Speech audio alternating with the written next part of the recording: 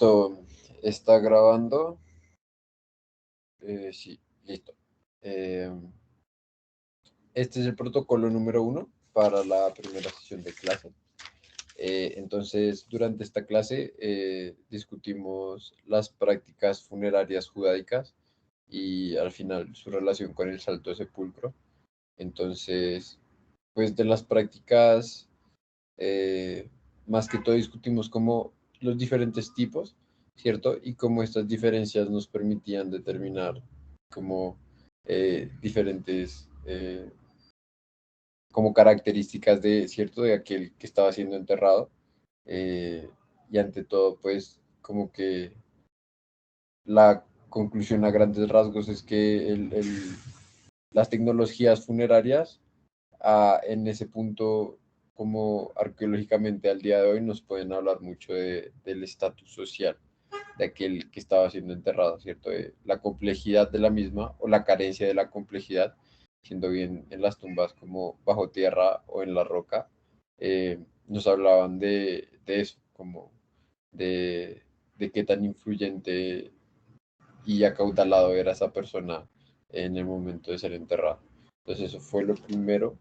Eh, por otro lado, hablamos de la sacralidad, ¿cierto? ¿Qué es la sacralidad y qué la determina? Entonces, hay un concepto central que utilizamos, ¿cierto?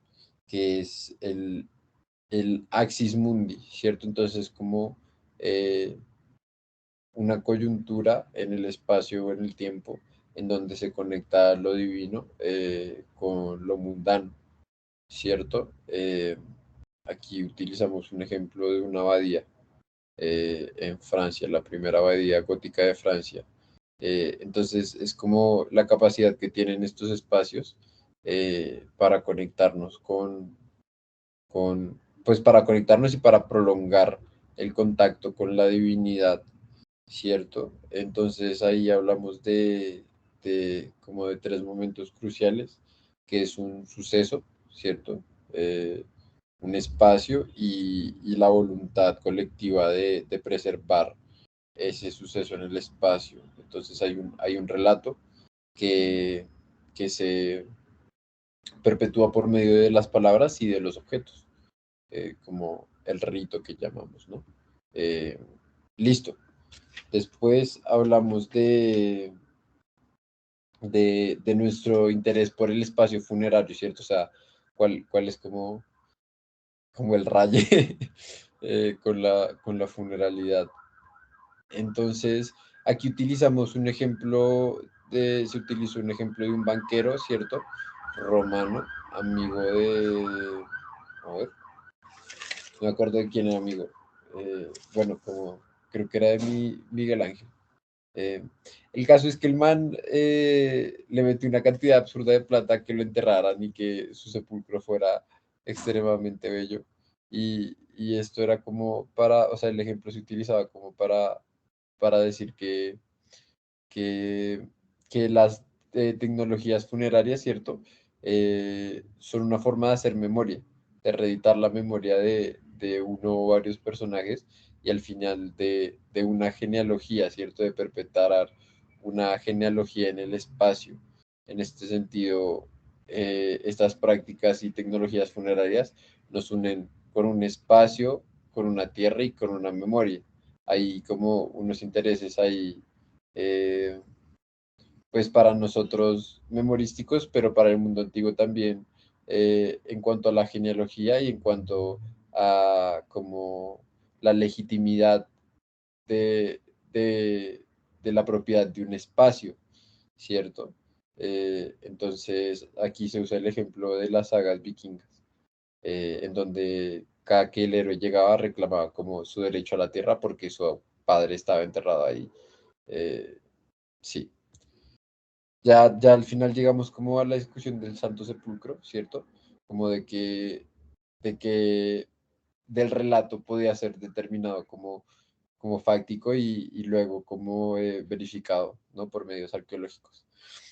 Entonces, por un lado, del enterramiento podemos darnos cuenta que las prácticas como el envolverlos en telas de lino, sí, eran prácticas de origen egipcio y que eran comunes para el momento. Eh, y por otro lado, cierto, como que además de eso podemos influir, eh, como concluir, ¿cierto? Como desde el análisis antropológico, ¿sí o qué? ¿Qué tan influyente era Jesús como para que un, un hombre relativamente influyente como lo era José, eh, o bueno, acaudalado, ¿cierto? Prestar una tumba, ¿cierto? Una tumba de banca esculpida en la roca para, para el sepulcro de Jesús, ¿sí? Entonces, esto como que nos muestra su relevancia en su comunidad hasta cierto punto. Eh, durante los evangelios se hace referencia como a la ubicación de la tumba, del sepulcro, ¿cierto? Y se habla del monte de la calavera, ¿cierto? Y también se habla como de la exterioridad de la misma. Esta exterioridad, ¿cierto?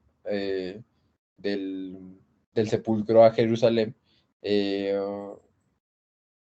como que se ve borrada hasta cierto punto, ¿cierto? Por la expansión de Jerusalén a manos de Herodes, ¿cierto? Entonces, por un lado, como que ese, como esa ubicación de extramuro del sepulcro de Jesús desaparece, ¿sí?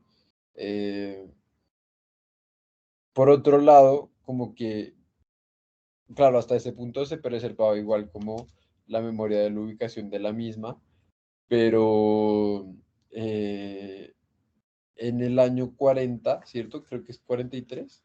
eh, en el año 70. En el año 70 sucede lo que he llamado la primera destrucción del templo de Jerusalén a manos del general Tito.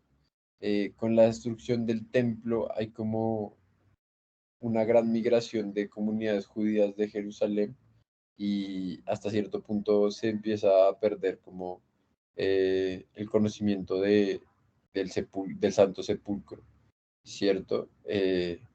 Esto se ve aún más acentuado por la reestructuración y reconstrucción a manos de Adriano de Jerusalén y la construcción de dos templos, ¿cierto? Uno a Júpiter y uno a Afrodita, uno en donde estaba el antiguo templo y el otro en donde se supone estaba el sepulcro. Eh, la recuperación como de esta tradición y de como de este interés por el sepulcro no es hasta la fundación de Constantinopla en el 312. Entonces, desde como la reestructuración de Jerusalén en el 130 por Adriano hasta la fundación de Constantinopla, como que ese interés se ve suspendido.